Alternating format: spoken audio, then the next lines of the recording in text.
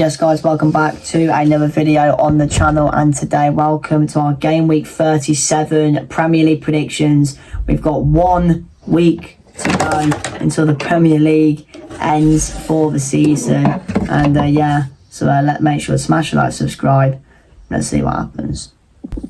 Okay, and the first game is from Villa Park tomorrow night as Aston Villa take on Liverpool. Villa are coming into this after a 2-2 draw against Burnley. As for Liverpool, they drew 1-1 against Chelsea. So both teams dropping points in the race for Champions League, and it is pretty tight because you've got Bournemouth, and maybe you could add Brighton into that conversation. It was starting to creep up towards Villa and Liverpool. So if this game ends in a draw and Bournemouth and Brighton win their games respectively, then maybe there could be a late chance for them to get into the top 5. But I mean, for Villa, they have got the Europa League final after this, so I think it'll be quite interested to see what team Unai Emery goes with, in my opinion. Yeah, I mean, I agree. I mean, this is a pretty huge game, really, because whoever wins this I'm pretty sure will cement their spot in the Champions League next season, putting themselves on 62 points, I think it is. So yeah, it's an important game. Both teams will be wanting to cement that spot in the Champions League. Obviously, Villa have got a second chance if they fail to beat Liverpool on Friday. If they fail to beat Liverpool on Friday, they will have the second chance, like you mentioned, with the Europa League final, which would give them automatic qualification if they were to beat Freiburg. But I think it'll be a good game. Both teams in the Premier League recently, their form in the league has been pretty rubbish, really. Neither team have been great, so I think it's going to be interesting to see who comes out on top. Yeah, it will be interesting to see who comes out on top. I mean, I didn't watch much of the Liverpool game because I was watching the first leg of Borough Southampton in the playoffs, but from what I heard, apparently it wasn't a great performance from Liverpool, to be honest. But yeah, like you said, it's important for both teams. Both teams could do with a win here, but I think it'll be a draw, so I'll sat on the fence and gone Aston Villa 1, Liverpool 1. Well, so have I. First game, first agreement, Aston Villa 1, Liverpool 1. Both teams have been quite poor recently, and I just don't think there's going to be a massive difference that will separate the two sides. Okay, now we're going to skip to Sunday as Manchester United take on Nottingham Forest at Old Trafford. Manchester United with a 0-0 draw against Sunderland. Nottingham Forest drew 1-1 against Newcastle. I mean, from what I heard, apparently the United game was pretty boring, from what I heard, from what people have been saying.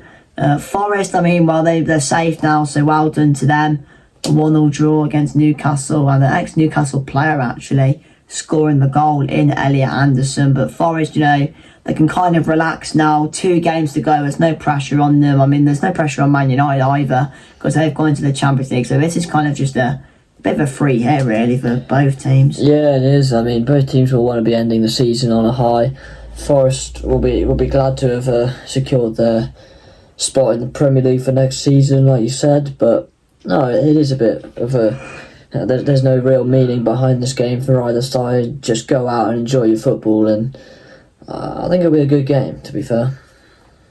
Yeah, it will be a good game. I mean, Michael Carrick's been nominated for Manager of the Season today, been there for half of it, so and he's really doing impressive. very well. I mean, I think that tells how well he's done since coming in at Man United, considering he was only appointed in, was it January? Or something along those lines. It was around that time he got appointed, and now he's got nominated for Manager of the Year. And in all honesty, I think we said this last week, but I think he should be nominated. I think he should get the full-time job at Man United.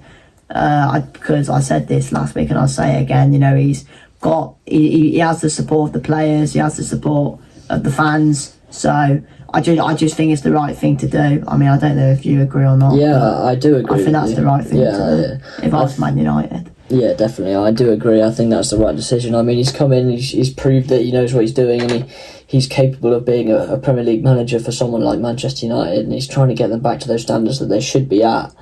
as the level of club they are, and they're such a huge club, and they should be at least fighting for Champions League every season, if not the title. So I think the way he's gone in the second half of the season, I mean, I personally don't think it would be out of the argument if they make a few good signings in the summer that they couldn't be part of the title race next season. I think if they're playing the way they have, because they've been playing some fantastic football, and me watching some of the United games since he's come in compared to the ones under Amorim, it's just so much more exciting, isn't it? And it's actually exciting to watch Manchester United football now. They're a really good side, and it's nice to see. There must be a lovely feeling for Carrick as well, coming in knowing he had a job to do. He's come in, he's done it, and now he can hear the fans singing his name around the stadium. I mean, it must be a wonderful feeling for the manager. Yeah, it will be a nice feeling, and if he does stay on, it'll be interesting to see how he does and etc. But I think United will win here at Old Trafford Sunday afternoon in Manchester. United fans will go home happy. It's going to be 2-0 to Manchester United. Yeah, I've agreed again. I mean, 2 goals, 2 agreements. Will it carry on? I don't know. But, yeah, I think Man United just overall they have the stronger team, and they'll want to end the season on a high and try and push for as many points as they can to really prove how good they have been in the second half of this season. So, yeah, Manchester United 2, Forest 0.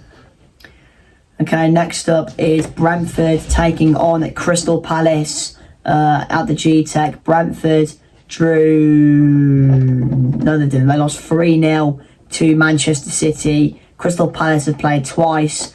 Of course, they drew 2-2 with Everton and also lost 3-0 last night to Manchester City. I mean, Palace last night, I think it's safe to say that they didn't really play very well.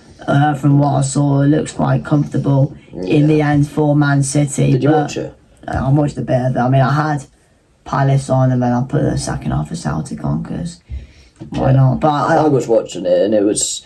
It did, like I say, it looked very comfortable for certain. It was. They had a lot of the ball. They created many chances. They probably should have scored more than they did, really. But it was a fantastic performance from City. But from Palace's perspective, they'll be disappointed after recovering from a losing position twice against Everton to come back to that 2-2 draw. But it was never going to be easy against a City side, but they'll be disappointed. They rotated the squad and they couldn't get anything. It was a poor performance. Foden was good last night. Yeah, he was.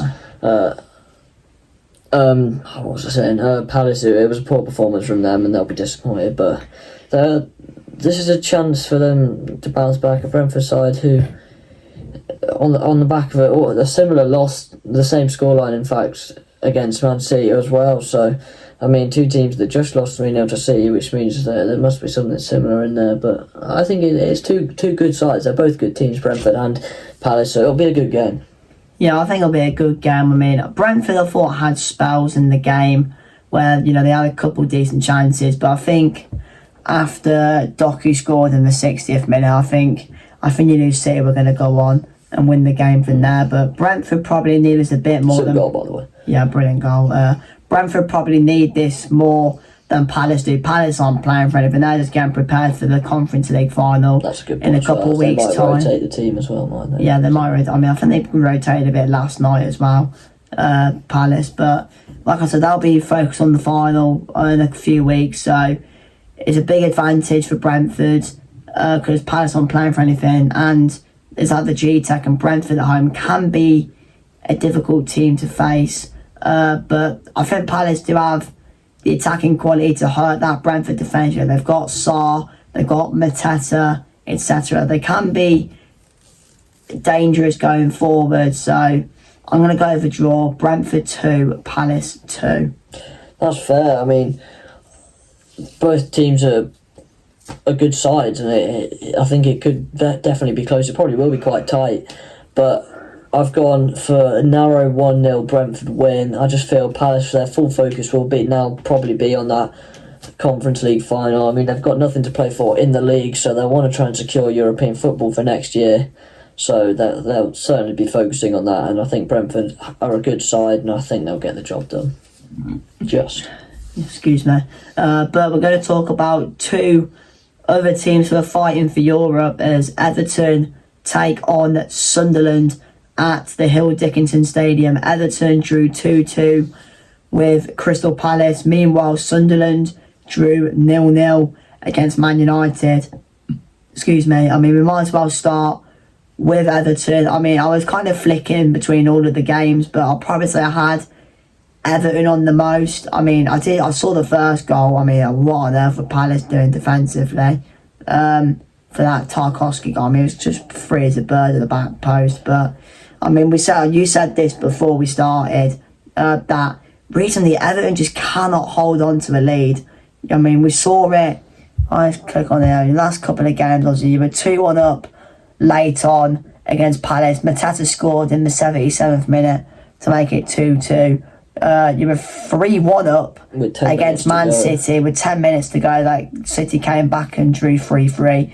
It was 1-1 against West Ham. You conceded in the 90th minute. It was 1-1 against Liverpool, and then Van Dijk scored in the last minute. So I don't know what it is with Everton at the moment, but they just can't hold on to a lead. But if you think about it, that probably could be what cost us Europe this season, because if you go back, and it should have been a point at West Ham, it should have been a point at Liverpool, it should have been 3 points at City, and it should have been 3 points at Palace as well. So if you add that, you got 8 points there, which would take us up to. It would take us to 6th, in fact, 2 points off the Champions League spot. So that is crucial points lost that could have taken us to somewhere where we'd be within reach of a Champions League finish, which is unreal to think about as an Everton fan, of considering what's happened in the past few years with the relegation fights and all sorts of drama going on with the point deduction and everything that's happened. But no, I mean, it's many huge opportunities missed for Everton. I don't think there's any other way to look at it other than that's probably going to be what costs us Europe this season. It's just dropping points in positions where we shouldn't be, and it's disappointing, I must say, but there's not much we can do about it now. We've got to just build and go again next season. But I mean, could still get it. It's still on, it's but still possible. It's very reliant on other results going our way, because I'm pretty sure if Brentford and Brighton and Bournemouth all win, then I think it's no longer possible, dependent on Villa's result in the final. I'm not entirely sure, but it is very reliant on other results going our way and us winning both of our games. So it's still on, but it's going to be difficult. Yeah, it will be difficult. I mean, Sunderland aren't too great away from home. Apparently they were quite dominant from what I heard against Man United. But I'm going to go with the same scoreline as I predicted for the Brentford game. I think Everton will probably be leading, but I think what's happened with Everton recently, I think they will concede late on. So the full-time score for me is going to be Everton 2, Sunderland 2. Yeah, I agree with you again. 2-2 draw. I did originally go 2-1 Everton, but I think honestly I was being a bit optimistic, because Sunderland are a good side. I mean, we drew twice at Sunderland this season. Once in the Cup, which we went on to lose on penalties, because, oh my word, I don't even know what was going on with those penalties. 2 strikers went up for us and both of them missed, by the way. But there we are. And Garner missed, but he'd already taken one and scored it in the game, so we can let him off a little bit more. But, it happens. 2, and the other draw, we were in a good position, a really good goal from Njai, and, I mean, Xhaka's deflected effort went in, and it's 2 draws, but Sunderland are good sides, and it's not going to be easy. So, yeah, I've gone for Everton 2, Sunderland 2. Yep, and next game is Leeds versus Brighton. Of course, Leeds drew 1-1 with Tottenham on Monday night. Brighton won 3-0 against Wolves. A very comfortable win it was in the end for Brighton. I think they were like 2-0 up inside 5 minutes. Yeah. The game was over after about 5 minutes. I mean, Leeds, they drew 1-1 against Tottenham. I mean, I thought Spurs played very well in the first half. I thought we were the better team, but second half, was better from Leeds. They got a penalty, which, I have no idea what Towers doing. But it was a good penalty from Calvert-Lewin, and Leeds could have won it in the end, but Kinski made an absolutely unbelievable save. That save could keep us up, by the way. But Leeds definitely did put the pressure on in the second half. They had some good chances. But they're safe now. They were safe even before they kicked the ball because West Ham lost to Arsenal. So Leeds aren't really playing for anything now. They can kind of go on the beach and relax a little bit. But Brighton, they've got a good chance to get Europe. That win against Wolves was very significant for them. And obviously it's going to be difficult away at Ellen Road. I think most people know how difficult Ellen Road is to go to. Yeah. But, like I said, Leeds aren't really playing for much and Brighton are. So Leeds might rotate their team a bit, just to give the players that haven't really played much this season a chance. They might. I don't know what the objective is now for the last 2 games for Leeds. I don't know, but it's certainly a game Brighton probably need to win more than Leeds do. Yeah, definitely. What am I talking about? Sunderland still. Blimey neck. Brighton are in a fantastic position, and they'll be desperate for a win here against the Leeds side, not playing for anything like you said. And it's an important game for Brighton. If they win this, that's a good chance they will probably get European football next season, whether it's the Conference League or the Europa League or even the Champions League. I don't know if they can still get the Champions League. I'm not in. If they finish 6th and Villa win the Europa League and finish 5th, it could happen. So yeah, they can, but I think just to guarantee themselves a spot in Europe, a win is likely to do so. So yeah, it's an important game for them. They'll be really focused on making sure they can get a result here. They'll need the 3 points, and that's probably given them the biggest chance they can of getting to Europe next season, which will be a fantastic achievement for Brighton, by the way. They've always been in around that mid-table, but it's just something this season. They've been fantastic. Welbeck's been fantastic this season for them, to be fair. He's even been in talks of an England call-up, so fair play to him. And they've got some good players, Brighton, and they'll definitely be really desperate for a win here. But Leeds are a good side, and at home as well, like you mentioned. It's never easy to go to Ellen Road. The fans there are fantastic. The Leeds fans are brilliant, really loud. So yeah, it's going to be difficult for Brighton. Yeah, also as well, I think Brighton have massively turned their season around because they were they kind of were for like a game or two in the relegation talk, but now they're in the European talk, so they've turned their season around quite quickly, so fair play to them. But my prediction for this game, I do think Brighton will drop points. I don't think they'll lose though, but I'm going to go with another 2-2 draw. Fair enough. I've also gone for a draw, but I've gone for Leeds 1, Brighton 1. I think both teams are good, and I think it's going to be a close game. Okay, next up is Wolves versus Fulham at the Molineux. Wolves, their last game, we just mentioned it, a 3-0 loss against Brighton. Fulham lost 1-0 against Bournemouth. Fulham, they're currently sat 11th. They're on 48 points there. Let me just do the maths quickly. 49, 51. They're like 5 or 6 points off the last European spot, so they kind of need 5 points off. Yeah, so they need a bit of a miracle for them to get into Europe. But they're playing a Wolves side who, they've been down for ages, and it looks like the Wolves fans are starting to lose a bit of patience with Rob Edwards. I've seen some Wolves fans on TikTok saying they want him to go, which I don't know. I don't even know what's happened there, but Wolves fans, let us know down in the comments what's happened there. But if Fulham win here, another result's go in their favour, then maybe there's one last chance on the final day. Who they got on the final day? They are playing, they got Newcastle at home, which could be a winnable game, but it is really one last chance for Fulham to get Europe. It is. It's simple as a must win. There's no other way about it, really. And for them to get Europe, I think they're relying on about 5 teams. Bournemouth, Brighton, Brentford, Everton, Chelsea and Everton Chelsea, to all drop points. Yeah, so it's looking very unlikely for Fulham, but you never know. It is technically still possible, but it's very unlikely. But this has to be a win, otherwise, obviously, it's out the window. I mean, I did watch Fulham's game on the weekend against Bournemouth, and I thought in the second half in particular, they did have some decent chances, but I just couldn't really put them away. I mean, there is no Joachim Andersen for this game, which I think is a kind of a big blow for Fulham, because I think he's your fantasy team. Oh yeah, it's not good for my fantasy team either, because he was in my team and now he's suspended.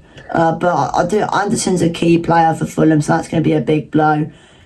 Probably Issa Diop will come in for him potentially. But in the end, I think Fulham will win because they kind of are playing for something, and Wolves, I don't really know what's going on with Wolves at the moment.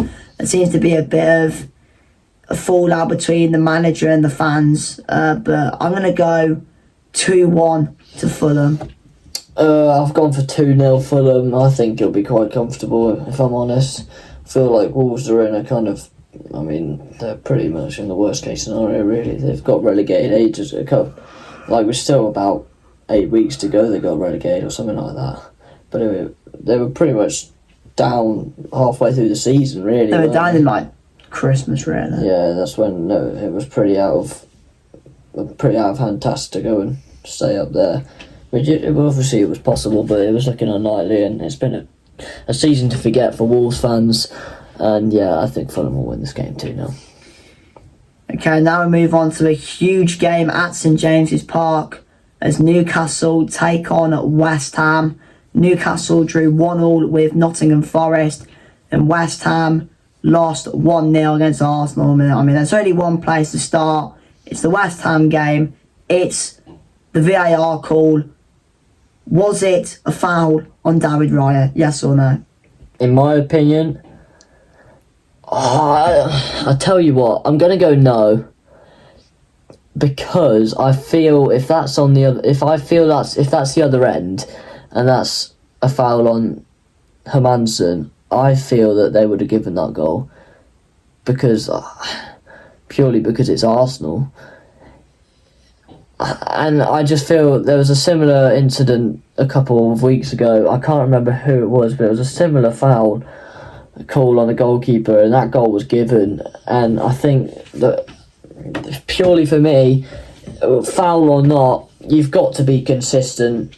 If you think it's a foul, then you give it the first time. If you don't give it, then you can't give it the week after, because you've clearly deemed it not a foul before. So these VAR and the Premier League officials have got to start. They've got to wake up and get something sorted, because quite frankly, it's not good enough, in my opinion. The officiating standards in this league they're not good enough. They're just too many mistakes, and some of the decisions, as an Everton fan, we've had a lot of decisions against us this season. I'm sure there's many other clubs that feel the same way. So it's just the officiating. It's got to be more consistent. Yeah, I do agree with it. Oh, Jesus Christ, it's gone dizzy then. But VAR, it has been a joke. The officiating overall this year has been an absolute joke. I mean, personally, I think it was a foul, in my opinion. I think you can see quite clearly that Raya's arm has been grabbed, and he can't really do what, because normally if it wasn't impacted, Raya would go up, he'd jump up, he'll catch the ball or punch it away, do whatever. But I think it's Pablo who's holding his arm, kind of limits him jumping and stuff. But what I will say is, I think you kind of mentioned it briefly, but how many times have Arsenal done that this season? From a corner, they fouled someone, whether it's the goalkeeper or a defender or whoever it is. They've done it so many times this season. It's happened in other games as well, not involving Arsenal. It's happened so much, and they say, it's a goal, blah, blah, blah. But the minute it's against Arsenal, VAR go, yeah, no goal. And I mean, I am a Spurs fan, so I am going to be biased, but I just don't understand why, when it's against Arsenal, they give it in Arsenal's favour, but when Arsenal do it against other teams, I don't know what to say. It just doesn't make sense. And like you said, that there's got VAR. They've got to have a meeting in the summer because they've got to sort this kind of stuff out. Like even that, just the hair pulling and just fouls in the box. I think that's something they've got to sort out because the amount of fouls that have happened in the box this season, some of them do get given and some of them don't. Like you said, all us fans want. We just want consistency from the referees, from VAR. Yeah, that's what we want. We just want a bit of consistency, but we don't get it. If you're going to give a decision, whether I think it's the right decision or not, yes, I'll be annoyed if you give the decision against what I feel. However, if I'm not too bothered if you're consistent. If that happens again the week after, or the week after that, or the week after that, you've got to come out with the same result. And if you're not, that's just going to frustrate me even more because it's just ridiculous how they come up with these stupid little excuses. And I'll tell you what it is. You're a Premier League referee, and the introduction of VAR, as we've clearly seen over many seasons now since VAR has been introduced, because they know they have VAR to use, officials are scared to make decisions. They're scared to make decisions. This isn't a foul, that's not a foul, but it doesn't really matter what I give because I can go and check VAR. Your job as a referee, give what you believe. You've got to make a decision. If you make a decision and you realise you're wrong and you overturn it, that's fine, but you've got to make the decision. You can't go, oh, I'm not really sure. Oh, was it an obvious foul? He just rugby tackled him in the box. Just give the foul, and if you check it and you see something, then you can overturn it. Like, it's ridiculous. Merlin Roll got rugby tackled by Bernardo Silva the other week, and they didn't even bother checking it. The referee hasn't given a penalty, he hasn't seen it, but it's the most blatantly obvious foul you'll ever see. And oh my god. You could argue the Maddison one against Leeds. As well, like, just make a decision. I'll just hold it there, we'll go to VAR. Is it a penalty or is it not? Just make your mind. If you're going to give the penalty, give the penalty. If you're not, then say you're not, and then go to VAR. Don't kind of just make a decision. Your job is to make the decisions. That is literally what you do. If you're not going to do it, there's no point in you even being there. Just go and sit at home and just let VAR deal with the whole thing. There's no point in having a referee if they're not going to make the decisions anyway. If the referee makes a decision and overturns it because he realises it's wrong, fair enough. But if you're there, I'm in an ahhing about whether to make a decision and then check it. Don't go, oh, I don't really know, but it doesn't matter because I can just check VAR. Make a decision. You're too reliant on VAR. It's just getting boring now. Yeah, it is getting boring, and I can understand your frustrations there. But we'll go back to this game because West Ham definitely need to get a result here. And I mean, I'm absolutely begging Newcastle to do us a favour. But they're not really playing for much, and West Ham need this so much more than Newcastle do. And I've got something inside me that thinks West Ham will get something. I hope they don't, but I think they will. Yeah, I actually agree with you. I do think they'll get something as well. I mean, West Ham, I'm guessing you did watch the Arsenal game last week, or the whole thing. I watched most of it from about the 20th minute. I think I didn't watch before, but I was at the pub watching it there. And it was a good game. West Ham put up a good fight, They had some good chances. I mean, the notable one, Mateus Fernandes, where probably could have fumbled Arsenal's total hopes there with that really, really, really good chance, which, I mean, fair play to David Wright because it was a fantastic save, but simply he has to score. Oh, yeah. If he puts it in either corner, it's gone. Yeah. He kicks it. He was too indecisive, and then he made a decision too late, and then it's too late to get into the corners. Just lift it into the roof of the net. The keeper's already going to go down, isn't he? You've got no chance of saving it if you put it in that top corner. So, or even in the bottom corner, just a little lift over his leg and into the corner, and you scored. It was a poor finish, but it's a huge chance, which also could have kept West Ham up, if you come to think of it, and it could define West Ham's season in the end. So, but I think it was a good performance overall from West Ham, and this is going to be a good game. Yeah, it will be a good game. I mean, I'm hoping Newcastle turn up and put in a bit of a fight, even though they got nothing to play for. But I'm just begging West Ham turn up because I'm begging Newcastle turn up because we don't want West Ham to overtake us. But like I said, I think West Ham will get a result. So I've gone 2-2. Yeah, I agree. I've also gone 2-2. I think it's a good game. Newcastle, they're on all right side, but they're not playing for anything. They might rotate the team slightly, but I think West Ham, the way they played, I think they're at a stage of the season where it's kind of now or never. They've got to get a result really here, unless Spurs just can lose both games, which is possible, but they can't be too reliant on that. They've got to go and do it themselves, and I think they will get a result here. So yeah, Newcastle 2, West Ham 2. Okay, the next game is Arsenal against Burnley on the Monday Night Football. We just spoke about Arsenal as they won 1-0 against West Ham. Burnley drawing 2-2 against Villa. That is actually a fairly decent result, It is a good result for Burnley, considering where Villa are. But this is... There was a rotated Villa side. Yeah, it was a rotated Villa team. But Burnley, I mean, please, first of all, save football. But let's be honest, they've got absolutely no chance. I mean, it's been a bad season for Burnley, hasn't it?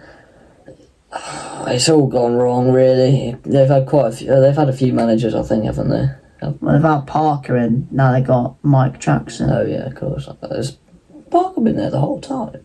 Really? Blimey, I thought he'd been sacked, to be fair, but fair enough. But still, it's been a stinky Burnley season again. I mean, I don't know what's going on at Burnley. They always seem to be that team. Oh, it's just boring old Burnley going back and forth between. They're what Norwich were. They're a yo-yo team. They're really, becoming a yo-yo team. Really it's getting a bit boring. Yeah, it's just like come up and give teams 3 wins or absolutely dominate the championship. But no, I mean, I think it's likely that Arsenal will batter them here, to be fair, because I just feel Burnley have been really poor this season. Yeah, they have, and I mean, Burnley will probably sit back all game, you assume, because they'll want to just try and get a result. But I think Arsenal will batter in the end. So I've gone 3-0 to Arsenal. 1-0 Burnley. Let's move on. What? You've been serious? I said 1-0 Burnley. You've been serious? Yep. Explain your reasoning. There is no reasoning. 1-0 Burnley. Come back to this video next week when Burnley win. Or I'm going to look like an idiot, but hopefully that won't happen. Come back to this video. Trust me. I'm a bit... I haven't even seen this piece of paper, by the way. But, wow. Okay, anyway, let's move on to... I'm very surprised by that. But, yeah, we got Bournemouth against Man City. He doesn't even know what to say. He's lost for words now. I'm generally lost for words. But Bournemouth, of course, they won 1-0 against Fulham last week. City beat Brentford 3-0 and beat Palace 3-0. So 2 good wins there for City, keeping the title race alive. But yeah, this will be a tough game for City. Like I said earlier, I watched Fulham's game with Bournemouth on the weekend. Bournemouth weren't great in the second half, but they got a great goal. They scored a goal from Ryan. Brilliant goal it was. And like I said, I mean, this won't be easy for City. Bournemouth are a good team. They've got some good players at the Vitality as well. And Bournemouth have a very good chance to not just get European what the hell is that? European football. They get in the Champions League. I know. Bournemouth could play in the Champions League next season. Imagine PSG turning up to the Vitality in the Champions League. I mean, it's oh my god. I don't even know what to say. It is a fantastic achievement for Bournemouth. I think they're pretty much, if they win that would guarantee them European football, I'm pretty sure. But I mean, it's going to be difficult to beat City because City are kind of in that stage of the season where they kind of got to win and just keep winning. And I feel, but Bournemouth are a good side, you know. I mean, they've definitely got a chance. They're on a crazy unbeaten streak. I'm not sure if you've mentioned it, but I think you probably have. But yeah, I mean, they've been on a massive unbeaten streak, and fair play to them because they've been really good this season. I think I mentioned it last week that once Semenyo left, I think a lot of people were thinking, oh, they've lost their star man, that's probably the season's going to get worse from here. Semenyo's kind of their main man. He's gone now. Who they're going to replace him with, what they're going to do. But fair play, they've kept going and they've been absolutely fantastic, and I think they'll be gutted that Iraola is leaving at the end of the season because he's a fantastic manager and he's taken them to somewhere that they probably wouldn't have believed they could get to. From last season at least. But fair play to Bournemouth because they've been fantastic this season. Yeah, I've gone 2-2. I think City will drop points here. So, yeah, 2-2. Fair play. But I've gone for Bournemouth 0, Man City 2. I've watched a few City games recently. They've looked convincing. Obviously, the Everton slip up, but they did come back in the end to get a draw there and get a point. But from other games, they've looked convincing, they've looked comfortable, and I do just think they're in that point where they've got to win, and I do think they will. So Bournemouth 0, Man City 2. Okay, and the final game, it is a big game. It is the Battle of the Bridge as Chelsea take on Tottenham Hotspur.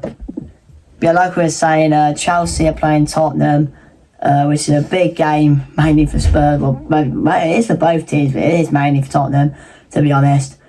Chelsea, they drew 1-1 with Liverpool. Spurs drew 1-1 with Leeds.